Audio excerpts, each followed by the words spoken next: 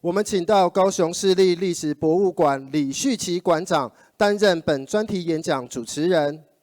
各位与会贵宾，让我们以热烈的掌声欢迎李馆长。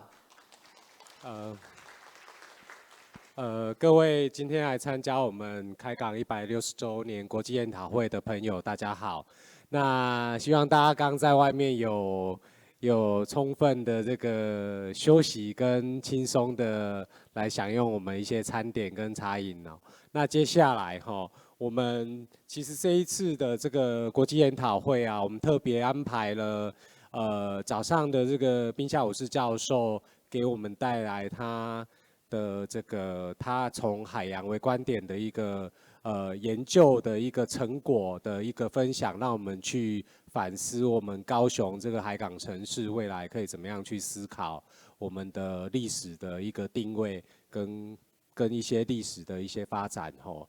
那我们第二场的这个 keynote speech 专题演讲，我们也是从这样的一个观点出发，就是说我们今年度这一次国际研讨会发表的论文，从地方的角度做了很多的爬梳，各种不同的主题，还有面向的一个爬梳跟讨论。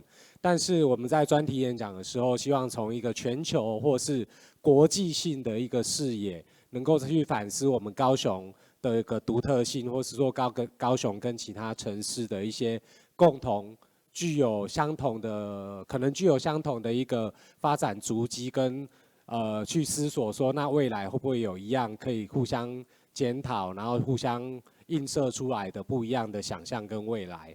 那下午的我们这一场的专题演讲 ，Carola Hein 教授就是这样的一个我想就是能够带来这样的一个反思的一个最恰当的一个人选哈。那但我要事先声明说，因为在整个筹备过程里面Hein 教授因为可能他个人的一些因素，他很遗憾无法今天现场出席，所以我们接下来这场专题演讲是用一种预录的方式跟大家来做分享的。那请容我再花一点点的时间跟大家介绍一下那个Carola Hein 教授他的一些背景跟我们为什么想要来邀请他来做这一场专题的一个演讲分享。那Hein 教授目前是荷兰台夫特大学建筑史与都市规划学系的教授。那他同时也很特别的是，他也担任联合国教科文组织有一个专题叫水资源、港口与历史城市的一个主席。那我们知道联合国教科文组织这几年过去这一段时间，对于全球的这个文化资产保存或是城市文化的保存，其实有投注有一些相当大的一些不一样的反思跟投注相当大的心力。那我想这样的一个水资源、港口与历史城市的一个组织，就是正足以反映说，我们全球的范围里面有很多城市都面临到这样的一个议题跟这样的一个课题。那Hein教授他担任这个主席，他主要的学术生涯是从欧洲的都市建筑跟规划的概念史为起步，然后他特别着重的是在学术生涯的起步的时候，着重的是在欧洲历经第二次世界大战之后一个重建的历史，所以他特别注意到说，从欧洲开始到全世界各地的城市如何应对战争或是天灾的冲击，然后在这些冲击之下，它的都市的建筑跟规划会有什么样的一些因应跟什么样不一样的历史发展。那他在得到他的博士学位之后，其实他跟亚洲也有一个渊源，是他到日本的东京理科大学担任讲师。那他在日本，他也发现了他可以从这样的一个城市历经大规模的变动之后，到底城市会对城市的建筑或城市的规划带来什么样的一个转变？所以他在日本，他发现日本在震灾也好，或是第二次世界大战之后的这个一些大都市，很多受到战争的轰炸之后的重建的经验，是一个很好的一个比较研究的一个对照组，跟欧洲对照，所以他在那边也发展出这样的一个观察跟这样的一个学术的一些相关的著作。那之后他回到比利时的布鲁塞尔，那他有关注到在他到荷兰之前，他曾经回到比利时的布鲁塞尔哈。那布鲁塞尔我们也知道，在整个欧盟的都市里面，它是属于一个非常特殊的一个欧洲的一个有历史的城市。但是如何透过新的一个欧盟的成立，成为欧洲的一个新都市这样的一个愿景，针对布鲁塞尔曾经进行了大幅度的都更计划。那Hein教授对这些计划的进行就感到相当有兴趣，特别是针对这样的大规模都市更新。会不会同时也抹去了重要的文化跟历史记忆这个部分的主题，他特别的关注。那这些应该也是我们在场有一些文史工作者或是在地的朋友，特别在高雄过去这几年，我们也有经历过一段都市我们说翻转。那翻转之后，我们如何去处理我们城市的历史跟文化？事实上是一个相当雷同的一个遭遇，所以他在布鲁塞尔待过之后啊，最后回到了荷兰的台夫特大学之后，他开启了一个新的研究的一个取径或是计划，叫做石油全球地景这样的一个研究计划。那他这个研究计划主要是针对石油开采、运输到提炼过程对当地城市的影响的一个研究。那他这个其实它运用的例子相当特别，它不是运用我们可能会觉得可能是在石油产地的中东，它运用的是荷兰鹿特丹跟比利时的安特惠普如何因为跨城市跟跨国际的这个输油管的建设，然后开启了不同的一个都市的经济的改变，跟它如何影响到这两个城市的规划的一个路径哈。这两个城市都是欧洲重要的港湾城市。那这里我们又听到另外一个跟高雄有关的一个关键词。然后Hein教授他研究的重心转为分析这些港口城市作为一个节点，如何影响到它的都市规划，影响到它的水资源管理跟港口设施的建造。那另外一个，他也有主持一个大型的跨国合作研究计划，叫做Port City Futures， 就是港市未来。那它反映了Hein教授长期以来对于韧性都市发展的关注，以及在港市这样的一个规划的多面向的政治的港市规划背后一个多面向的政治与经济利益的一些交错分析。那么我想以上这样简单的介绍，大家应该就可以听到一些，其实跟我们高雄市过去这一段过去这20-30年来，从一个比较港市分离到后来慢慢的强调我们现在想要港市合一。那从我们原来强调我们周遭有很多重大的重化工业，就是重工业跟石化工业，如何慢慢的我们前几年有喊出口号，我们希望成为宜居城市，我们希望有不同的城市愿景。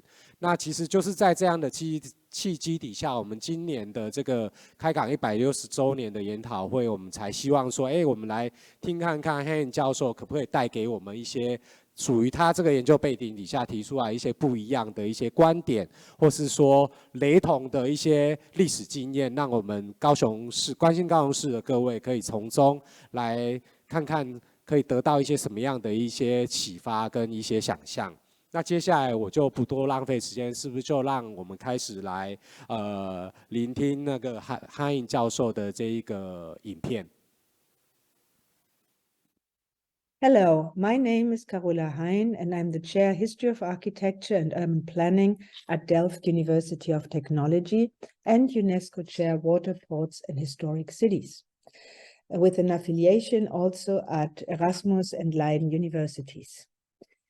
Together, we have a research program called Port City Futures, with aims to study port city territories from a spatial, social, and cultural perspective. We are convinced that we need to look at port cities from a long-term vision with multiple scales and multiple stakeholders. We're also convinced that the cultural dimension of port cities, the way they are lived in, is very important.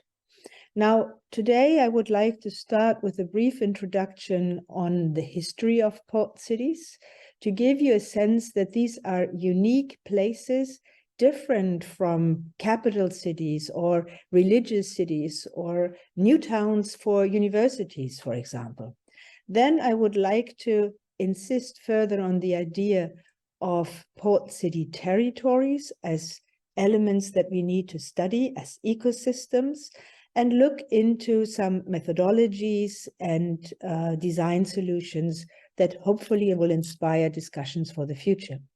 I'm very sorry that I cannot be with you in person, but I do wish you a wonderful conference, and I'm really grateful for the invitation. Now, let's take a look at port city territories and their evolution through time.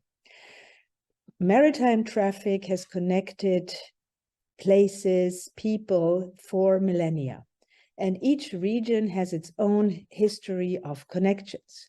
Let's take a quick look at the Mediterranean, which I'm more familiar with, but it's definitely also a place to look at inter-Asian relationships and relations between, say, China, Japan, Taiwan, Indonesia, etc.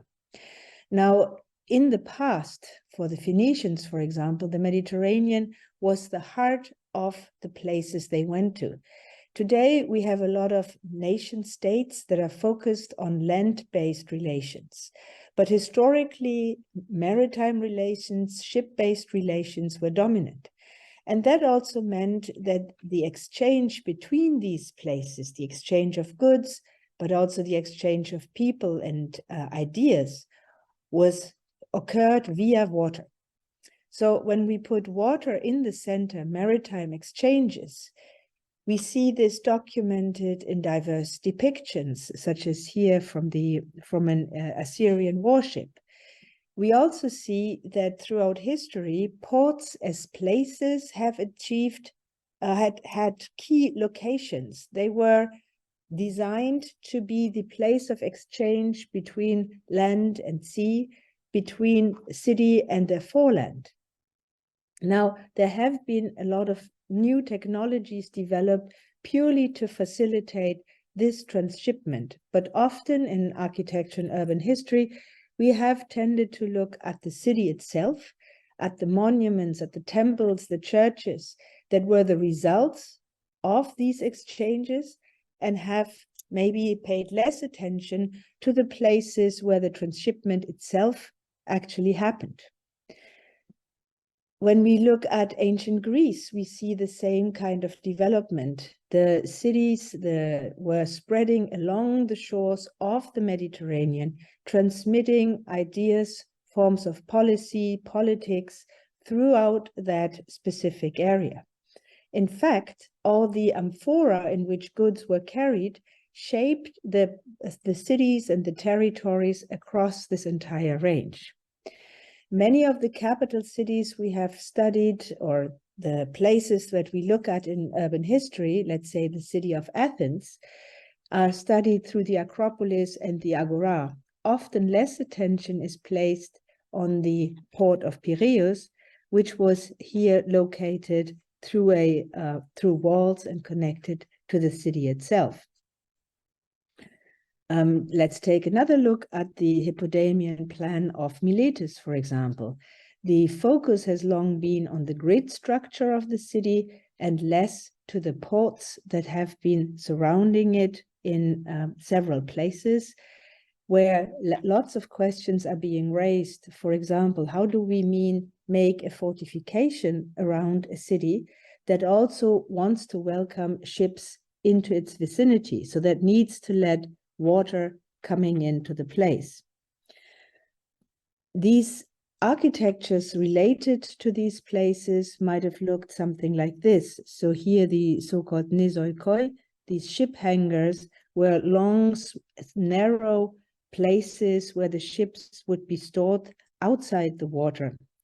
And so they had to have a good ventilation to be able to be preserved when they were not needed. The transport via ships required, in some cases, even land-based transportation. So sometimes ships would be carried across an entire isthmus, here in the case of Corinth. So this was a paved, roofed pass of about 7 kilometers long, on which were kept carts were kept like a railway. And there have been attempts to also build a canal through this isthmus, but it was only built between 1880s and 1893. And this also shows us how closely the relation was between land and sea passages. Now, among the particular architectures related to ports and coast is one thing that I would really like to point out, and this is the lighthouse.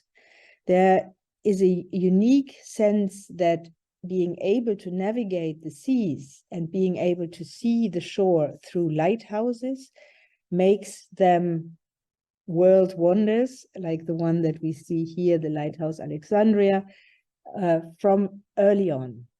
And these are typical architectures that we will not find in other types of cities. Now, maritime exchange was possible within select seas. I've already mentioned the Mediterranean, but also other seas.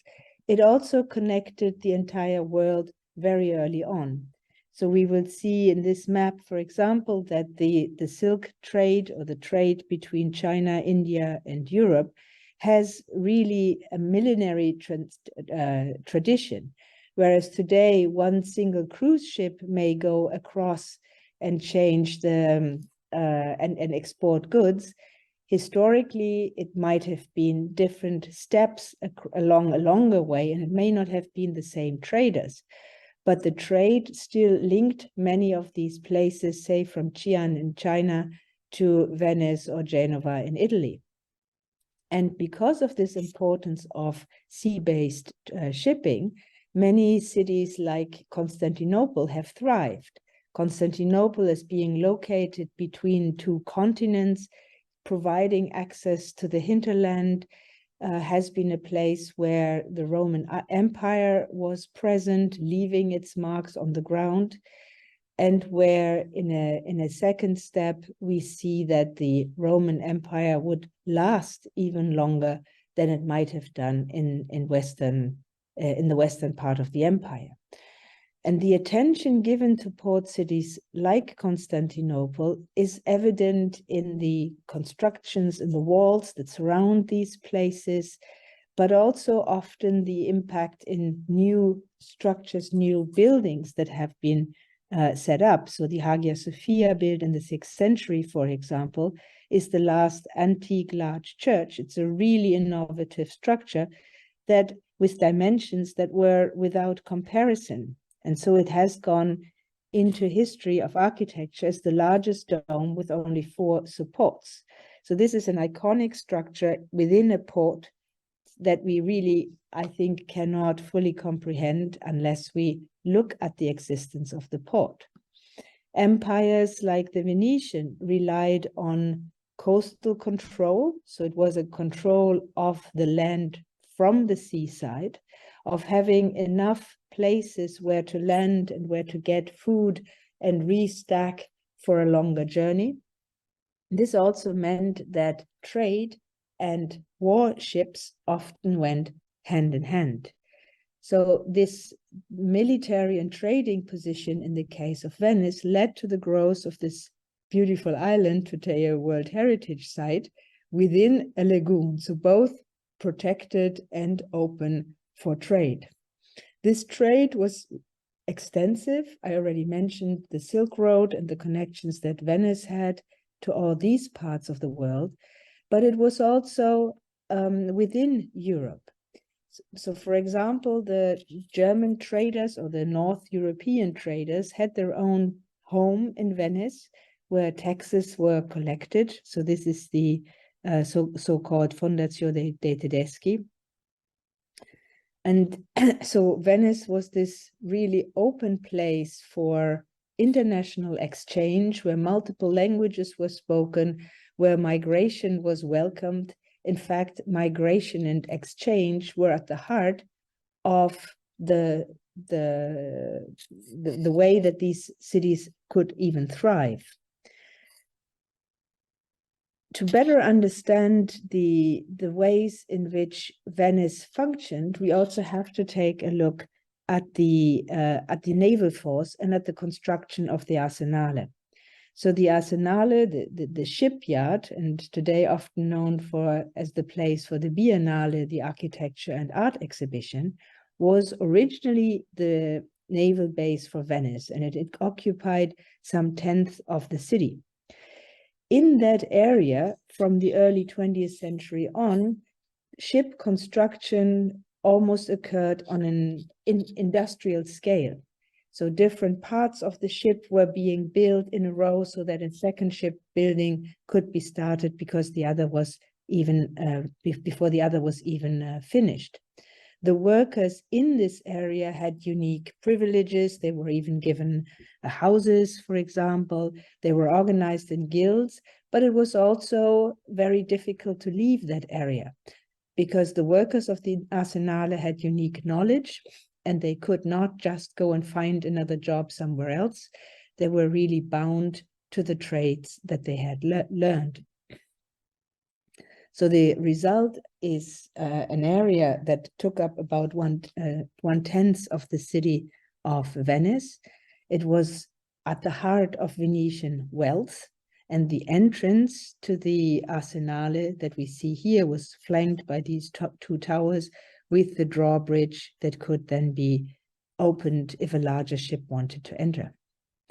The strength of the columns, the power of these structures that have been set up here are somewhat visible here. So from the 14th century on, production was standardized, prefabricated components were used, and ships would be built in the quickest time possible. Even merchant ships could be converted into warships when necessary.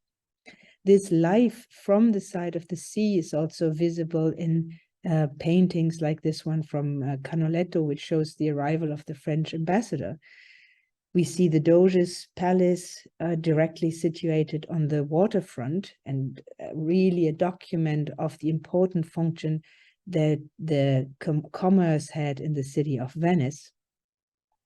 So the way that people were living was focused on the sea. Entrance to many of these palazzi were from the seaside and effectively made people live in a way that is very different from what we see in most cities today. Now, the Mediterranean was not unique in being a hub of shipping and ship exchange. In the north of Europe, we had another group, another powerful trade association, which are the Hanseatic cities. And in the Hanseatic cities, the cities came together, the merchants from what would be today Germany, the Netherlands, Poland, that area, and they had their own defense forces that would accompany the trading ships. In order to facilitate this exchange, they set up hubs of trade with warehouses in various cities around the North and Baltic Sea. For example, in the case of Lübeck, where we have a illumination here from 1143, this is the city that played a key role in the development of the Hanseatic League. It was even called the Queen of the Hanse at some point. So as these cities steered trade, they developed with walls around them to protect their trade and their wealth and their richness, with gateways, some of which are still existing today. Here, for example, the Holstentor in Lübeck, which was built in the 1460s, 1478, and with very similar structures that you can find in all of these areas for storing the exact same types of good. So these, for example, are salt storage sites from 1579, 1745. And you can really see this family type around all of these places in the area, and you can recognize the Hanseatic cities easily through this type of trade architecture. Now, let's return back to the Maritime Silk Road for a moment, because places is different as Yemen, India, China, the Arab states, etc., were all part of this larger exchange, even if today much of the exchange may be going in the opposite direction. But we see the city of Yemen, for example, in the Yemeni city of Aden, was one of the maritime Silk Roads between India and Egypt. So by the 8th century BC, it was already an important trading post. And after a decline in the Middle Ages, it was largely able to maintain its importance. After the opening of the Suez Canal, it then moved further into the sentence of important trade lines. So this representation in a book by Braun-Hogenberg shows this characteristic crater under which the city is built. It shows Islamic elements in the architecture, strong fortifications, and a sheltered bay. As we have seen already also in other examples, at this point, ports are a shallow shore so that you can easily access the sea, but the bigger goods are then out in the sea and you need smaller ships to actually be able to reach them. But as I've mentioned before, we will see a lot of migration and exchange of ideas in these various towns. So the Vietnamese town of Hoi An, for example, was another important stage on the Maritime Silk Route. And this was also a port of call for Japanese ships. So in the 17th century, the East India Company, the Dutch VOC, or the French company also settled there. So at the end of the 19th century, however, the port was hardly used anymore, and the importance of that port fell to Da Nang. So this allowed it to have an area that has been preserved and that still reflects some of the historic developments. So these historic images, like the 17th century, show some of these details of earlier times, with the fortification wall depicted here, the unpaved banks, and then the noble lives of higher-ranking merchants and regional rulers. So looking at these historical buildings, here again Hoi An, shows us that we have some buildings that were rather untypical for Vietnam. So besides Vietnamese buildings, we see Chinese houses as well as European-influenced ones, or even a Japanese bridge, as we can see here. So this maritime Silk Road exchange also meant that ideas about other places traveled. Here we see a map by Newhoff of Canton or Guangzhou, which was made when Europeans were not allowed into the city. So they mapped based on reports of people who had been there, of traders and others. So by 1757, 1842, Guangzhou was then the only commercial port in China where foreigners had the right to trade. A similar situation existed in Japan, where it was the port on the island of Deshima, which allowed Dutch ships to enter. We see Chinese painters depicting these shores with the ports and the foreign trading posts, in this case here in Canton. And we see on the water the various different types of ships, Europeans or Chinese, Asian ones. And we see the European architecture on the waterfront that serves almost as a business card of the presence of these foreigners. For the foreigners themselves, for the Europeans arriving there, it was like a coming home. So we had often on the waterfront a line of Western buildings and influential people settled there, whereas in the more background areas, the Chinese or the nationals were living. Now, here's another image by William Daniel of the factories in Canton, which shows the diversity of Chinese sailing ships. This exchange along these various routes also led to exchange in terms of religion. So here in the city of Guangzhou, we see a mosque that was built by Arab traders already in 1009 and is today one of the oldest Islamic buildings in China. Here is a view into the destroyed prayer hall, which is quite atypical for buildings on the Chinese coast. And similar stories can be told about the Caribbean, when after the discovery of the Americas, Spanish and Portuguese settled the land, later followed by the Dutch, the English, the French. Cuba was discovered on the first voyage, and Havana, for example, was founded in 1514 by the conquistador Diego Velázquez, and the city served as a major hub for the conquest of the continent of North America. So many of these cities were then built according to plans developed in Europe. The law of the Indies led to very specific formations of cities on grid plans with locations of churches, etc. Specific forms for squares and the buildings that would surround them. So a city like Havana, seen here, could almost be mistaken for any European city on first sight. So in those cities, we will then see churches, or here in the case of Colombian Santa Marta, it's the oldest still inhabited, newly founded city on the South American continent.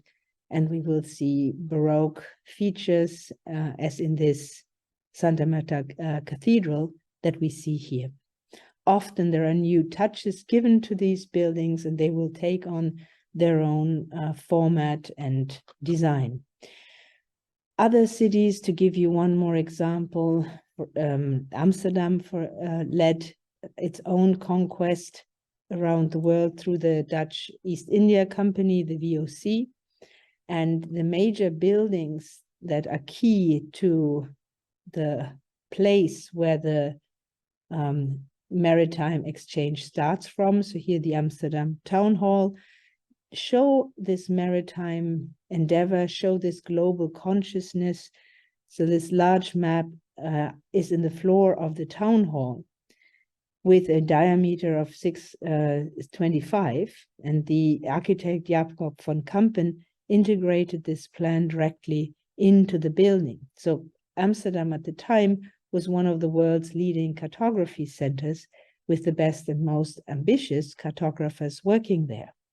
They controlled, and they needed this knowledge to control other parts of the world, especially all the way in Indonesia, where the Dutch left multiple traces, be it in cities like Batavia, contemporary Jakarta, where canals, bridges resemble the home places in the Netherlands, and where the architecture here, the town hall of Batavia, reminds us of buildings that we have already seen, for example, the Palais op de Dam in Amsterdam, really showing how along shipping lines this cross-cultural exchange has happened for centuries. Today, we might have still ruins of some of these exchanges, a Portuguese fortress here of that had been demolished by the British, who occupied Malacca in the Napoleonic Wars. So these kinds of multi-layered interventions in various parts of VOC Asia also call for a closer reading of the original local situation, the different colonial interventions, and the current status in each of the nations where these buildings are located. And that is a story that Queenie Lin, for example, is currently looking at in her PhD research. But not all of this exchange was positive. And we need to pay close attention also to the negative legacies of port cities and their exchange. For example, slave trade, as we well know, was based on a triangular exchange between Europe, Africa, and the Americas. The Europeans were in charge of steering the ships, of organizing the trade, and people were stolen from Africa and brought to the America on slave ships.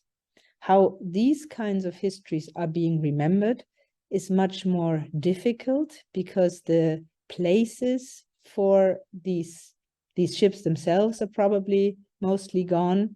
Some of the places where they were anchored might still be visible, but are much more difficult to showcase in terms of heritage. The places, the gated docks, for example, in Liverpool, where many of these ships left from originally, and where a lot of the money ended up in the construction of streets and warehouses. So where the representation of the city was really based on this slave trade, still need to be much more carefully investigated, because often it is not a black and white, good or bad story. It is a story that needs a lot of understanding in terms of the grayishness of exploitation, of wealth gained through slavery and philanthropy that has reshaped the city. So a lot of work still needs to be done to get all these stories very well documented and explored. Liverpool's history is, for example, told in the International Slavery Museum, which is part of the Merseyside Maritime Museum housed in the Royal Albert Dock. So there we can see an overview of the dimensions of the slave trade arranged and conducted from Liverpool. So the exhibit illustrates the global network of the slave trade and the international participation in this oppression and exploitation. So much of what we study in architectural history books, the emergence and the use of new materials, the construction of huge docks, such as the West India Dock in London between 18 and 1802, the construction of 5-story warehouses here to protect these goods from the empire from theft, the development of monofunctional shipping areas and warehouses. All of this requires a much more careful look at who built what at what time with what kind of human labor, and what are the stories that actually facilitated the growth of these structures. So Cape Coast Castle is another fortification here in Ghana, originally built by the Dutch. The castle was conquered by Sweden and used as a trading post. In 1665, the castle became British property and was finally used to ship slaves who had to spend a long time in cellar dungeons before they were crammed into ships and sent overseas. Today, the castle is a museum of the slave trade and a UNESCO World Heritage Site. So here the white buildings of the merchants stood in stark contrast to the places of the dungeons and the slave quarters. So places like the Zanzibar slave market, here the conditions how slaves lived and worked are largely understudied. We have much more evidence, say, in the Americas of how the planters lived on their plantation, here the Shirley plantation, than of the actual places here in Rio de Janeiro, where the slave boats ended, where the slaves lived or worked, or where they were being sold, for example, here in a slave market in Louisville. And only occasionally do we see traces of these embedded in memorials such as this one here in Zanzibar. So we have to be very careful when we study historical documents here of the British Empire to explore and carefully look at the iconographies that are represented here and what it means if we look at cartography, that the world is represented with an Atlantic rather than a Pacific view. So in all of these redevelopments in Liverpool, Hamburg, and other places, often careful attention is being paid to the way in which the wealth was actually being gained and how the structures that we celebrate today have come into being. So the stories that are told, for example, on the Hamburg Speicherstadt, another UNESCO World Heritage Site, can be one of industrial achievements of new railways and new forms of architecture and construction. They can also be stories of social injustice or ways in which people, whether in the city or beyond, were being treated. So here we see what is often discussed as a really ingenious way of going from ship via warehouses to railways, storage sites in the Speicherstadt in Hamburg, which was a monofunctional warehouse district next to the Konturhaus district, where very novel buildings were erected purely dedicated to the to trades. Now, at the same time, we see the construction of new channels, the Canal du Suez in particular, where entire cities will be built in line with the new needs. Now, this whole story of port cities gives you an idea how closely trade, spatial forms, people, institutions, and even cultures were interconnected. This story very much ends with the container, or at least it seems to end with the container, because it gives birth to another type of land and port territory, which is based on cranes, often pure boxes of containers, storage on empty land with much less of an architecture around it. On the one hand, we see the growth of container ports. On the other hand, we see the decay of former warehouses and their reconstruction into modern cities, into modern urban spaces. Now, let me shift gears here a bit after having given you an extensive overview of the historical development. And let's look at how to study port city territories as ecosystems. We will look at the concept of the port city territory, the methods, and the interventions. Now, to start with the concept, and here for me it's important to start with the idea of studying port city territories from the water, which I've also tried to do in the historical overview, to the city and ultimately to its larger hinterland to which it is connected. To do this, and based on Lefebvre, I've developed the idea of the port cityscape, where we start looking at ships, the changing form and size of ships, the pipelines or the drilling platforms and whatever is happening in the sea, to the port structures itself, the warehouses, but also the headquarters and the hinterland infrastructure that ultimately leads us to today to the dry ports. And this is important to think about because this access from sea to hinterland is key to interpreting contemporary ports. Many of the ports today are much more in need of hinterland access and hinterland facilities than they're in need of urban areas. So these dry ports are often 50 kilometers inland. How we talk about this entire spatial structure is often reflected in postcards, images, paintings, and I've shown you a number of them in this first part. And it's represented in the way we talk. So if we want to go towards the ports of the futures and change these, address the challenges and the conflicts that occur in this entire territory that is touched by commodity flows, we also have to understand their depiction and potentially change that. So currently we see a number of dilemmas or conflicts in port city territories. For example, ports will attract people because they deliver wealth, but the proximity of port industries to cities creates also a lot of conflicts. At the same time, we see that heritage sites are built with a maritime understanding, but migration today may be coming from the land side, and the new people in the port city may not be aware and interested in the particular heritage that we have gained.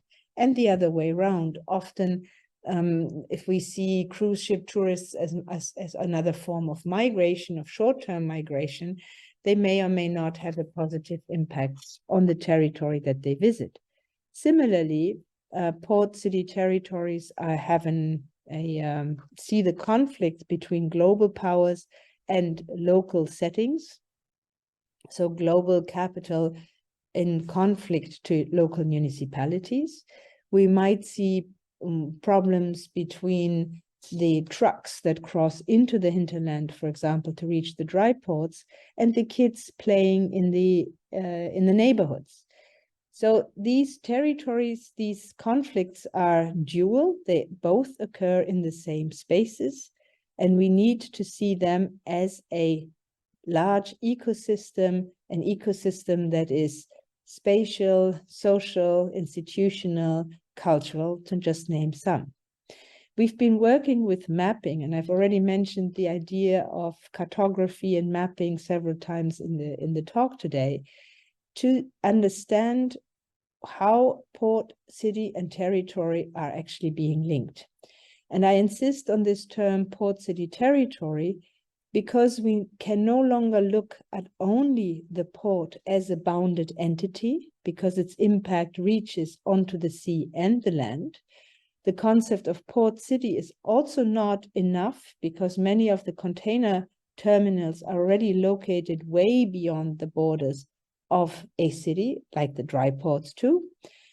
So how can we get a grasp on this larger territory? And one of the ways of doing it is, in my opinion, through geospatial mapping.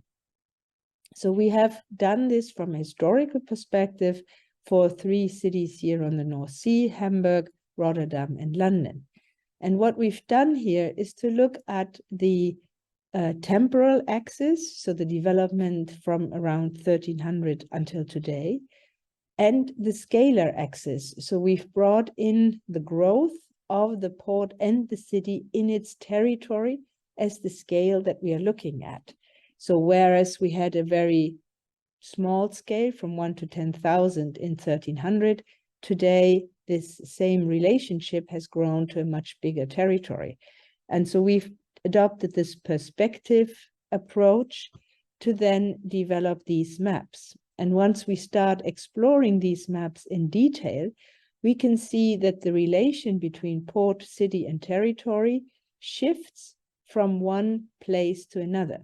In the case of Rotterdam, we would argue that the port has led the development. So from the port here, the black areas have spread along the river with the city of Rotterdam, but also cities like Delft and The Hague or Dordrecht being located around the ever-growing port and being responsive to its growth rather than being in the lead. This is quite different in the case of London, according to our analysis, where the port originally has been on the Thames River and at the edge, where it has taken a huge dimension in the docklands, and I showed you some examples before. But today, the city of London, the financial heart, is leading, whereas the port has been pushed out to the edges of the city and even beyond the borders of the city. So the political decisions, we would argue, are made much more in line with the financial interests of the city rather than with the port interests. The case of Hamburg is yet different in the sense that here we see a port that traditionally was embedded in the city. It's a very multifunctional place with lots of canals where the ships entered the city.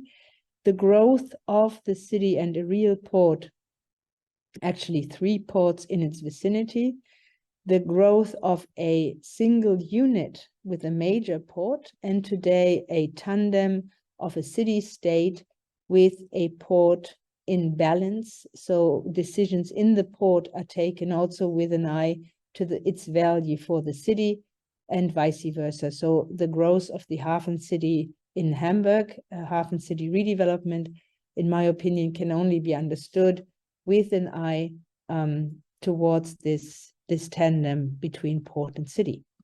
So in our recent work, we have both focused on the growth or on the exploration of territories from a water perspective, so the sea is the common good, which led to the publication of the Urbanization of the Sea, which Nancy Cooling was in the lead, which we did together, and more recently the Port City Atlas, notably with Yvonne van Mil in Delft. So let me take a quick look at the Port City Atlas as a method of mapping contemporary port city territories, so leading to a shift in concept in terms of understanding this as a territory rather than as a port city, and producing a way of effectively comparing, not only comparing, but placing cities into a similar framework. So for each of these cities, what we did is to produce an infographic that brings together the water body, the numbers of trade for the port itself in terms of cargo and people, the type of cities, and the form and of the hinterland and foreland with the water. So here we see very well how the port of Rotterdam has stretched beyond the border of the city of Rotterdam and is effectively part of a larger network where smaller ports like Scheveningen or other ports like Dordrecht, etc., are really part of this entire complex. So in the book, we are studying 100 European port city territories. Apologies.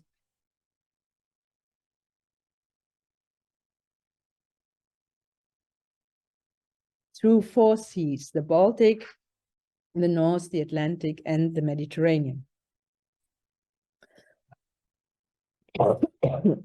So these territories you can see in the atlas, they are studied through 3 parts: exploring, mapping, and interpreting. For each of these parts, we are looking at both conceptualizations, maps, and planning. Here again for the part of interpreting. And we do this through the scalar level of Europe, the sea, and each specific place.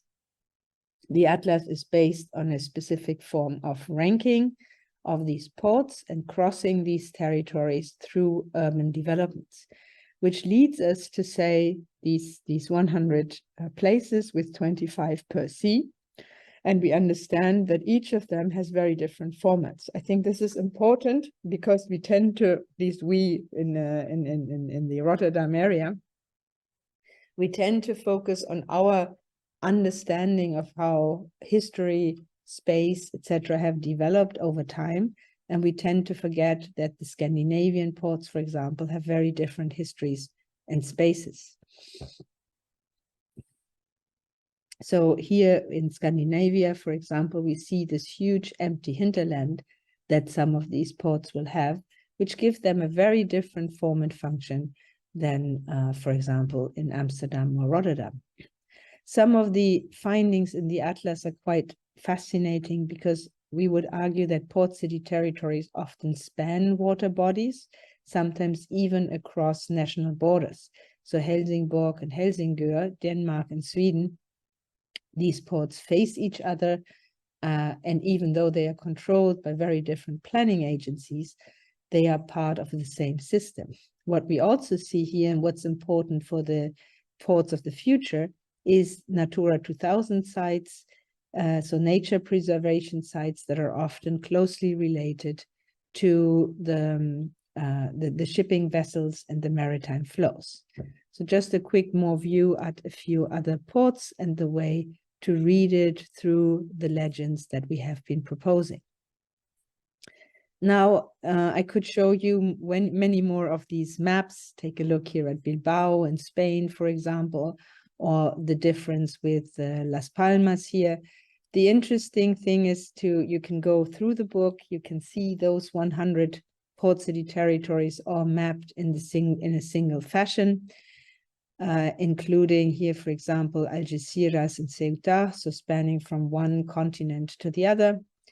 The book is open access and can be downloaded for free, or it can be purchased. Now, based on this book, we are looking at a number of takeaway points, also including on heritage. We have mapped, for example, here all the Italian 25 port city territories, and 25 port city territories in the Mediterranean, 13 of which are in Italy, and all of which have heritage sites. So there are really challenges for the future that we need to address that are coming together within port city territories, and mapping can help us understand which ones they are. So thinking back of the historical analysis, we know, hopefully now, why we need to look into history, bring it to the present, and take it into account for our future design at a time when sea level change, water level changes are occurring, and we really need to come up with new concepts. Now, what I hope I have shown you through this overview is that port cities are a particular type of city which has its own culture, which has been particularly resilient in the past over time, and which has managed to adapt to change. And this adaptation to change is also a result of the fact that all the people in the city actually benefited from having the port. So whether you're a trader, a shipper, or a worksman, you want the port to function. And so if we can align the interests of port and city, that's when we can actually come up and develop new practices.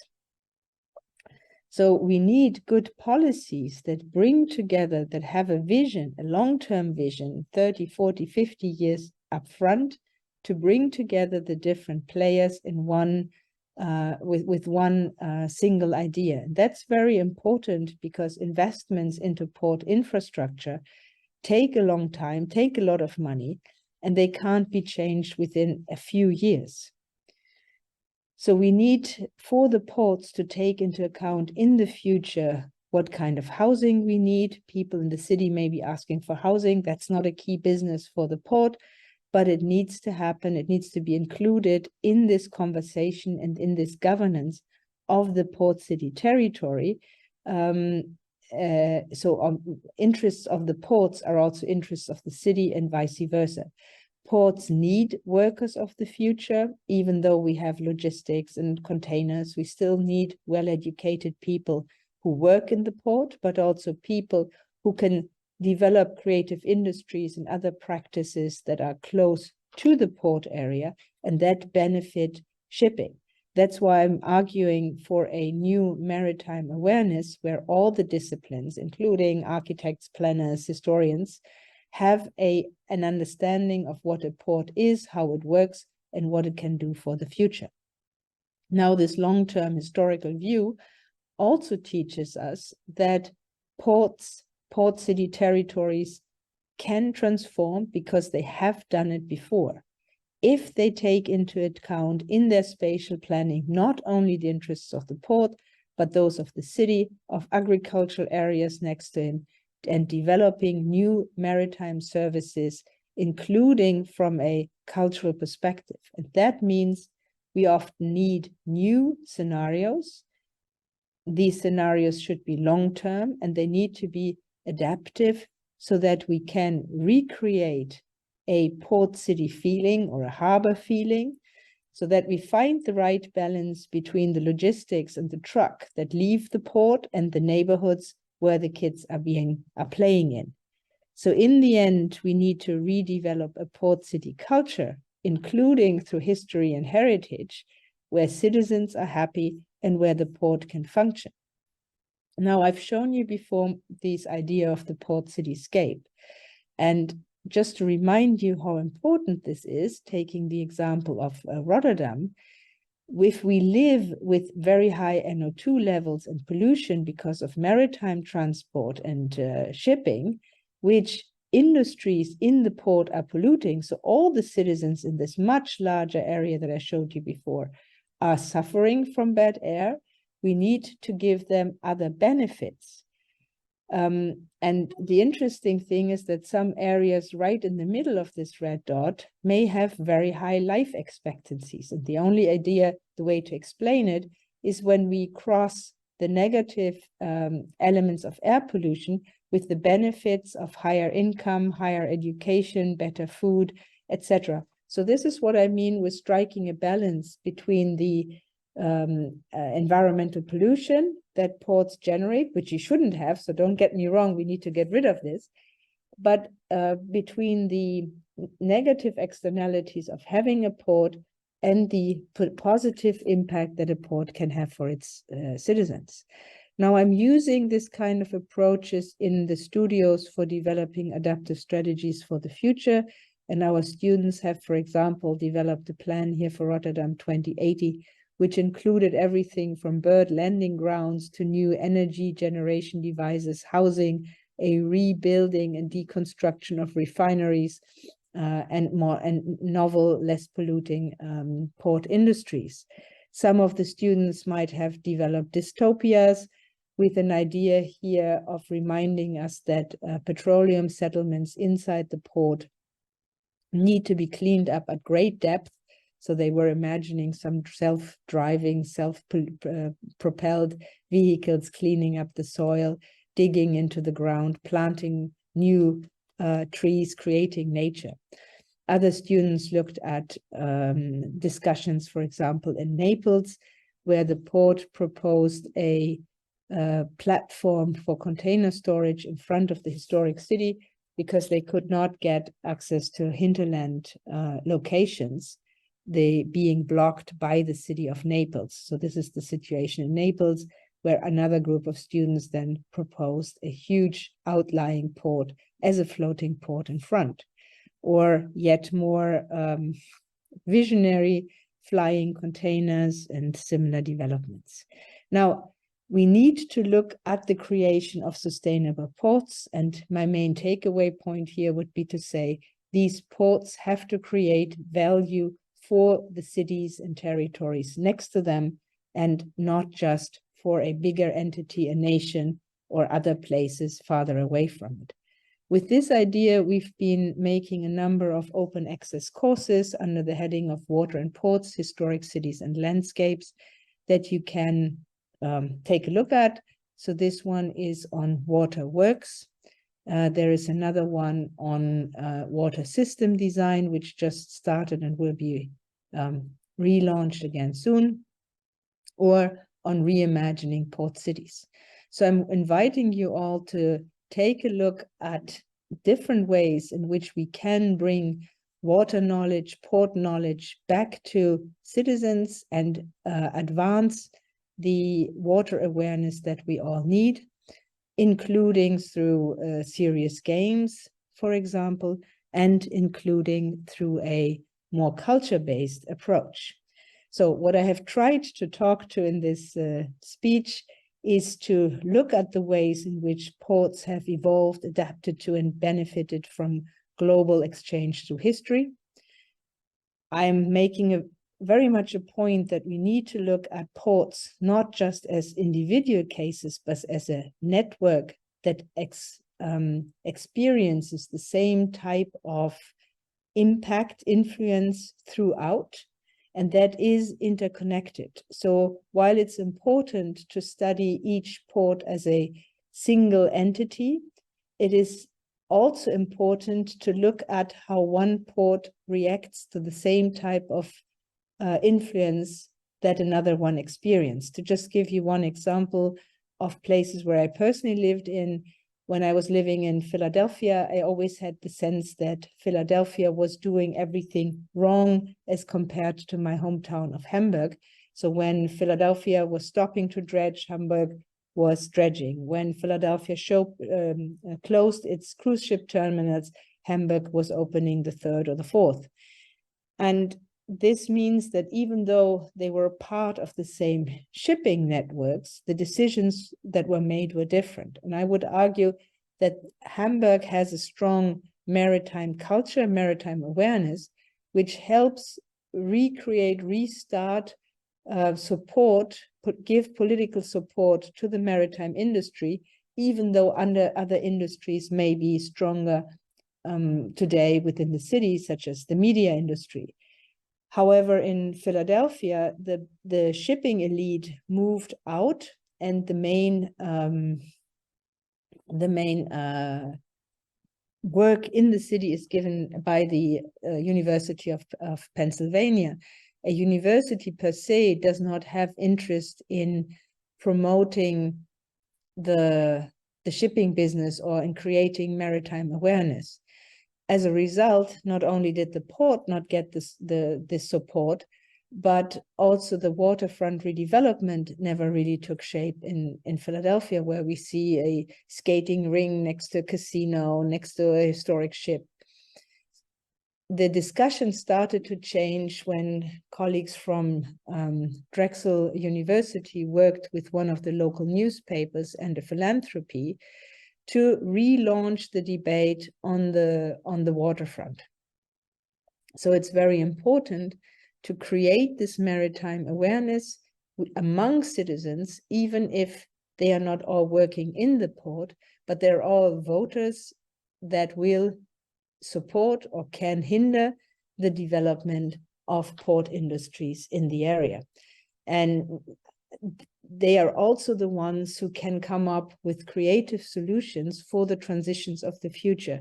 So it's not just having people who obey and follow the lead, but it's also people who come up with new ideas for smarter, greener, cleaner ports, or for an awareness of ports on local natural settings.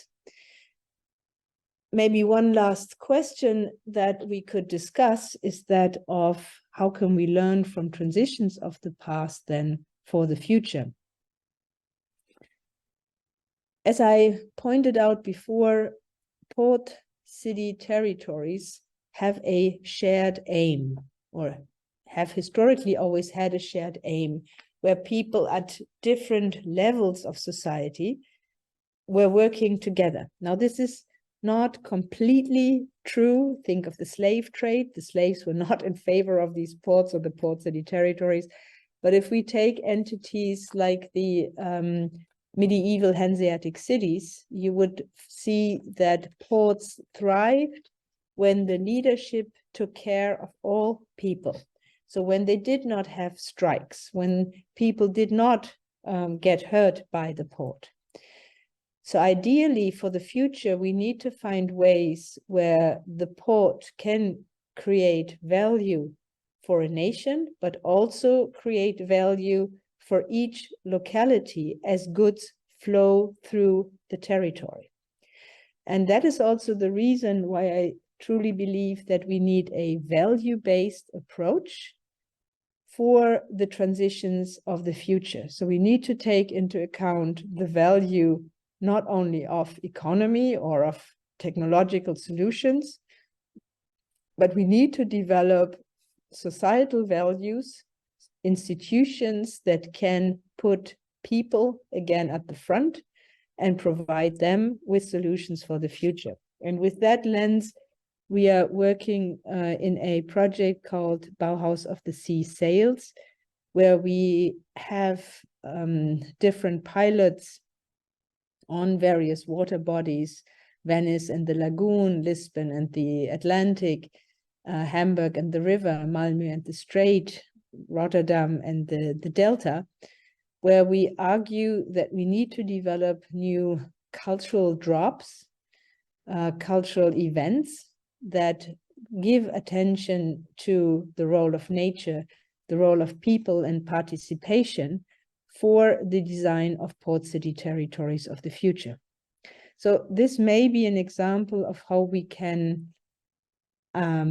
advance a more comprehensive, complex approach to port city territories through mapping, through cultural interventions, through reconceptualizations.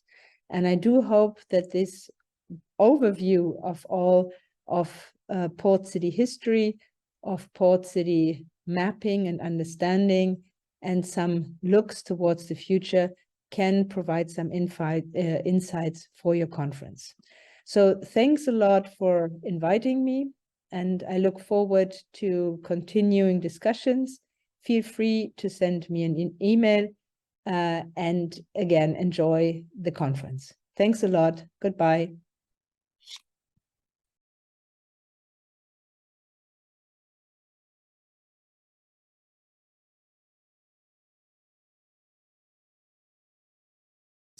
是非常精彩的一个演讲。那确实他提到了很多，包含前面那些很多一些港口城市的历史，其实在我们去思考高雄的时候，也或多或少可以看到同样的轨迹或是同样的经验。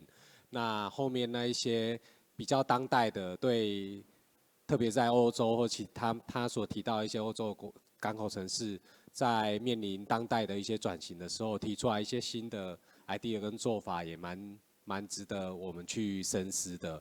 那因为这场的那个 keynote speech 比较特别，是采用预先录影的方式，所以也没有办法提供现场的这个 Q&A。但是那个 Professor 最后有提出来说，如果大家回去还有想到一些觉得想要跟教授做一个交流，或是想要提问的啊，其实都可以利用我们的，应该可以利用高史博的脸书上面我们有这一场研讨会的贴文的底下，如果你有发问，如果你有问题，你就贴在脸书的这个发言的部分，然后我们就会把它收集起来，会后我们会整理给 Professor， 然后他回应之后，我们也会利用脸书来做一个回应这样的方式。反正他的这个演讲形式是运用当代科技来进行，然后我们最后 Q&A 也可以运用当代科技，所以如果现场的朋友有问题的话，都欢迎到我们高史博的脸书上面去留言。那今天就非常谢谢大家参与今天这个打狗开版160周年的国际研讨会的第一天的流程，非常谢谢各位的参与。那明天我们还有第二天的研讨会的流程，也希望大家能够多多踊跃的出席，谢谢大家。谢谢李馆长，各位与会贵宾、各位师长、各位同学，2023历史与海洋国际文化研讨会第一天的会议到此结束。再次感谢各位与会贵宾、主持人、演讲人、各场次的发表人及与谈人的精彩分享，也感谢所有各位您的莅临与参与。明天我们还有许多精彩可期的论文发表。第一场论文发表的时间为上午9点整。A、B、C 3个场次的场地与今日相同，请各位与会人员记得携带您的识别证。先至致远楼5楼多功能教室签到，并领取餐券及论文集。参加今日晚宴的贵宾，如需搭乘游览车，请在5点前至致远楼1楼集合。期待各位明天继续参加我们精彩的研讨会。离开前，请您记得您的随身物品。祝各位有个愉快的夜晚。我们明天见，谢谢。